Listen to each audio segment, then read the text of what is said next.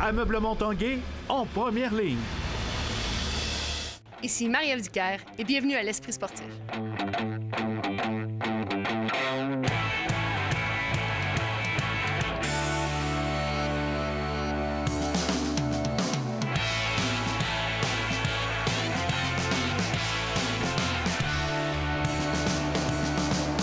À tous un bon mardi et bienvenue à l'Esprit sportif dans l'émission aujourd'hui des Québécois qui se rendront bientôt participer à l'Ultra Trail Le Grand Raid. Également, on vous parle du jour 2 du camp d'entraînement des Raptors. Mais ce qui a retenu l'attention aujourd'hui, c'est l'annonce d'un gala de boxe. Oui, la boxe sera de retour au Centre Vidéotron le 23 novembre prochain avec en vedette Marie-Ève Dicker.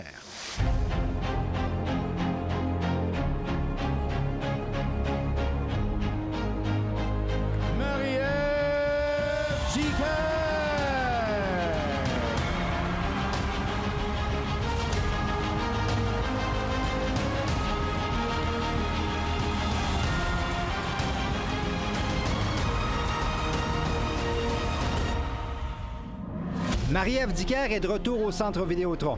Allô! Là où elle a remporté sa ceinture de championne du monde. Pour moi, ça veut tellement dire de choses parce que c'est le moment où ma vie a un petit peu basculé. C'est le moment où je suis devenue championne du monde. C'est ici que je l'ai fait, mais c'est surtout ici où j'ai découvert que j'avais tellement de gens qui me supportaient. Je me disais que chez moi, à Montréal, c'était normal parce que tout le monde me connaissait. Mais ici, j'ai vraiment eu l'impression que les gens m'ont adoptée. C'est comme si j'étais la petite voisine, la nièce d'un tel. Et j'ai tellement senti de support de la part des gens de Québec. Et pour moi, là, ça me fait tellement chaud au cœur. Marie-Ève Dicker! Non seulement Marie-Ève Dicker défendra sa ceinture pour une troisième fois, cette fois-ci contre la Vénézuélienne Ogledis Suarez, mais il s'agira d'une première finale toute féminine d'un gala majeur dans l'histoire de la boxe professionnelle au Canada. C'est immense. Justement, on a commencé à travailler un petit peu là-dessus avec mon psychologue sportif parce que je dis, ouais, mais c'est gros. Puis là, il m'a fait réaliser, c'était quoi ton rêve quand tu as commencé à boxer? Je dis, ben, faire la finale dans un grand amphithéâtre. Ben, on est rendu là. Donc, pour moi, c'est un petit peu l'accomplissement d'un grand rêve de jeunesse, là. Une victoire le 23 novembre prochain et Marie-Ève Dicker aurait droit à un combat d'unification en mars 2020, toujours au Centre Vidéotron contre Anna Gabriel.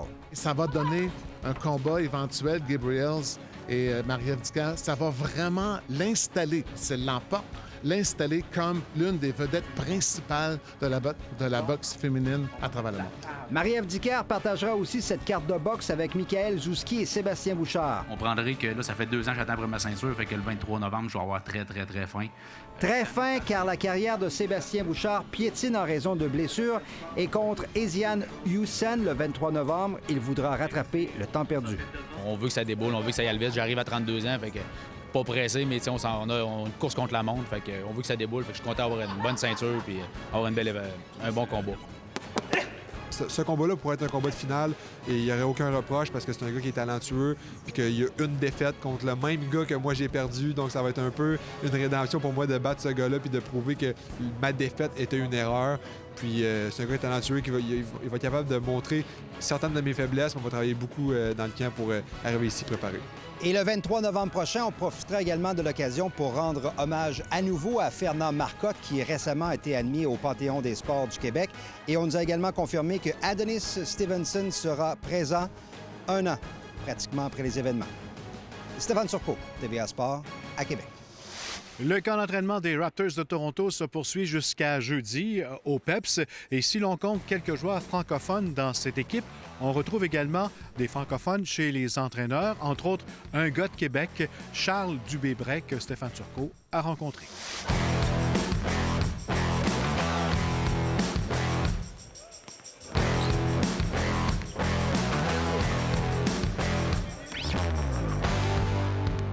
Vraiment spécial. C'est pas quelque chose que je pensais qu'il arriverait un jour déjà d'être champion NBA puis que la conjoncture des événements fasse en sorte qu'ils viennent à Québec juste après avoir gagné un championnat. Donc vraiment agréable et spécial pour moi. C'est spécial pour Charles Dubé-Bray, natif de Québec, parce qu'il côtoie les grandes vedettes des Raptors comme Pascal Siakam ici. Ils m'ont parlé en français, j'étais un peu étonné, tu vois. Ça m'a rappelé que je suis dans une ville francophone et ça fait plaisir un peu. Alors que le camp d'entraînement se retrouve dans la cour de Charles Dubé-Bray. C'est tellement gros une organisation NBA que c'est même pas tout le monde qui sait à la base que je viens d'ici. Il y en a qui le savaient, mais il y en a qui savaient pas non plus. Mais oui, il y a des gens qui, depuis hier, m'ont posé des questions. Je pense qu'il y en a qui réalisaient pas à quel point c'était chez nous aussi. De savoir que tu es un Québécois, c'est une chose, mais de dire que tu es allé à l'Université Laval puis que tu as grandi à 5 km d'ici, c'est une chose différente. Donc c'est particulier. There's a new NBA champion. We, the North, are now we, the champions.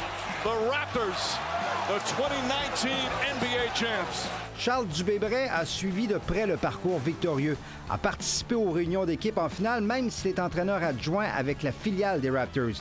Il a aussi participé aux célébrations. J'ai été sur la parade, sur le deuxième bus, juste devant Kyle Lowry avec Danny Green puis Chris Boucher. Puis je vais avoir une bague de championnat NBA, donc j'ai pas à me plaindre de mon traitement sur les célébrations. Pour une deuxième saison, il sera avec l'équipe école des Raptors comme entraîneur adjoint et espère avant longtemps faire le pas supplémentaire pour atteindre l'ultime circuit de basketball.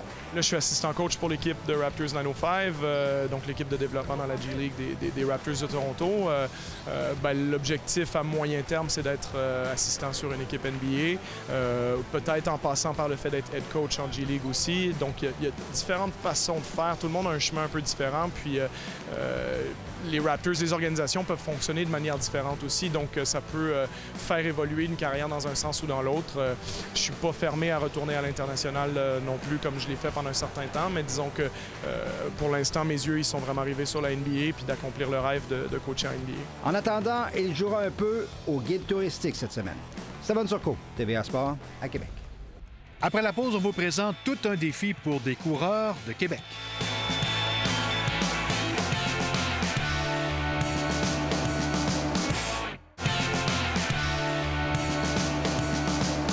Parlons maintenant course d'endurance, alors que plusieurs coureurs de la région de Québec quitteront bientôt pour l'île de la Réunion afin de participer au Grand Raid, la Diagonale des Fous, une épreuve d'ultra-trail reconnue mondialement. Jonathan Fournier nous donne plus de détails.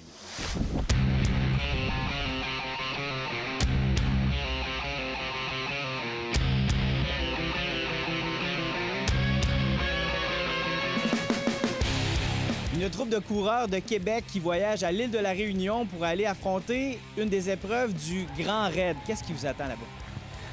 Il nous attend 166 km dans les montagnes, 166 km qui contient 10 000 mètres de dénivelé positif et négatif. C'est-à-dire qu'on monte l'équivalent d'une échelle de 10 km et qu'on redescend par la suite à travers ces 166 km-là. Une épreuve qui va être le dépassement de soi à l'état pur. Donc, se dépasser, donc voir des bouts, douter. Après, on a ce qu'il faut pour y arriver. Puis, avec le courage, on devrait finir par se rendre au bout. L'épreuve en question est la Diagonale des Fous et c'est une épreuve qui est reconnue mondialement. Oui, ça a été longtemps sur l'Ultra Trail World Tour, donc dans un championnat mondial. Maintenant, ils sont pris, ils sont indépendants. Épreuve réputée, les meilleurs coureurs au monde vont se diriger vers cette épreuve. C'est vraiment... gagner cette épreuve-là, c'est quelque chose que tu peux inscrire dans ton CV quand tu es un des meilleurs sur la planète. Tous les meilleurs vont passer par là. Kylian Jornet, François Daen, tous les champions, les grands champions veulent gagner cette épreuve-là, au moins une fois dans leur vie. J'ai eu la chance d'y aller déjà à l'île de la Réunion à 2 reprises pour aller enseigner. Puis j'ai souvenir, il y a 2 ans, d'être dans le cirque de Mafat, qui est le plus beau sentier de trail que j'ai vu dans ma vie. Ça veut dire c'est une place perdue où tu peux y aller seulement en hélicoptère ou à pied, en fin de compte, où ça te prend 1000 mètres de dénivelé, 1500 mètres parfois pour rentrer dans le cirque avant de redescendre dedans. Et dans le cirque, j'étais avec Isabelle, ma blonde, puis là, j'ai dit, il faut vraiment qu'on apporte toute une équipe ici parce que c'est trop génial. Et le projet est né comme ça. En fin de compte, on s'est dit, OK, c'est bon, on s'inscrit dans 2 ans à la Diagonale des Fous et on se monte une équipe du Québec et de la France pour fédérer plein de gens puis aller vivre cette expérience. Une course en autonomie, il n'y a pas de sommet ou de grands arrêts qui est prévu. Non, il n'y a pas vraiment. C'est sûr qu'à quelque part, dans certains cas, c'est peut-être mieux de faire des petits repos, mais le chrono continue de rouler. Donc, on a 65 heures pour le compléter. Dans certains cas, la plupart des gens de notre équipe, on vise pas mal plus de faire le moins de temps possible. Donc, c'est d'essayer de se reposer le moins possible, de gérer bien l'énergie, gérer la nourriture, gérer les problèmes digestifs qui peuvent venir avec autant de travail physique. Quand tu vas dans un trail comme ça, c'est pas quelque chose de très court et très intense. C'est très long et progressif. Donc, l'adrénaline est là parce qu'il y a une préparation, il y a quelque chose d'intéressant. Mais dans le jour J, en fin de compte, il faut être intelligent, il faut doser, il faut être à l'écoute, il faut bien observer. Et la course en tant que telle, en fin de compte, c'est une course qui va prendre, pour les meilleurs, on parle de 24 heures, mais nos meilleurs Canadiens, là, il y en a quelques-uns qui vont peut-être faire en dessous de 30 heures. Et la majorité vont probablement faire dans cette course-là, font 40 à 60 heures. Là. Donc, c'est très, très long, très technique, très difficile, beaucoup, beaucoup de dénivelé. Le truc, en fin de compte, c'est de profiter du moment présent puis de découvrir un nouveau coin de pays, en fin de compte, une place dans le monde qui est vraiment la place la plus exceptionnelle pour courir du trail. Une île dans l'océan Indien, c'est un climat tropical, mais là, on sera en montagne, donc à quoi on a affaire comme climat? On a affaire à des températures qui peuvent descendre pas loin de 0 degré, alors qu'on a transpiré, qu'on a eu chaud toute une journée, que ça monte au-dessus de 35 degrés. On a beaucoup de matériel obligatoire, puis on est disqualifiés. Ils sont vérifiés à plusieurs reprises si on a ce qu'il faut, donc des manteaux, des vestes à manches longues et du sucre et gants dans certains cas. Puis dans le reste de la journée, bien, on est là à avoir chaud et à avoir une casquette obligatoire pour essayer de se cacher du soleil et tout ça, parce que ça va être un défi aussi de gérer la chaleur et le froid, là, les deux dans la même épreuve. Là-bas, il y a les meilleurs au monde, fait que ça va être aussi dans la stratégie de course de ne pas forcément partir avec eux autres tout au début, parce que c'est sûr moi, en tout cas, j'ai pas le rythme pour tenir le top 5. Fait que ces gens-là sont vraiment, c'est des professionnels, là, ils gagnent leur vie avec ça, puis c'est déjà des super athlètes.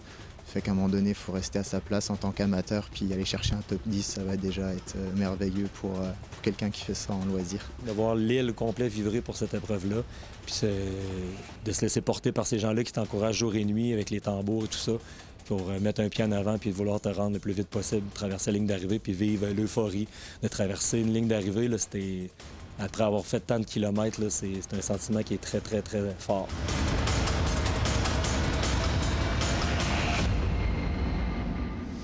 Voilà qui complète l'esprit sportif. On vous rappelle qu'il y aura de la boxe ici au Centre Vidéotron avec toutes ces vedettes. Alors, on se donne rendez-vous demain. Bye-bye.